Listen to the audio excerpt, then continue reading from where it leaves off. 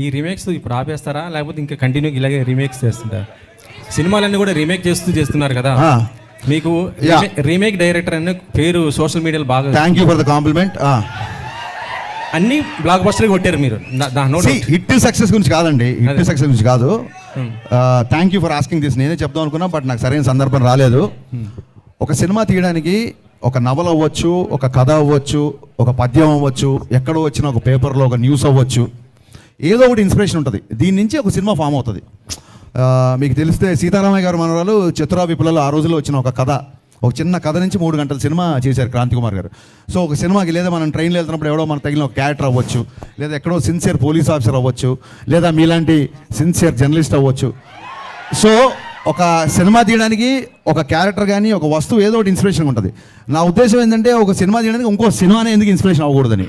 And coming to remake అంటారా, నిజంగా నా సినిమాలు దబంగ్ చూసి, గబ్బర్ సింగ్ చూసిన వాళ్ళు, జిగర్ తండా చూసిన వాళ్ళు ఇది ఇతను రీమేక్ అని అన్నాడు అనుకోండి, వాళ్ళ సినిమా పరిజ్ఞానం బట్టి నేను జాలి పడతాను తప్ప నేను దాన్ని పెద్ద సీరియస్గా తీసుకోను.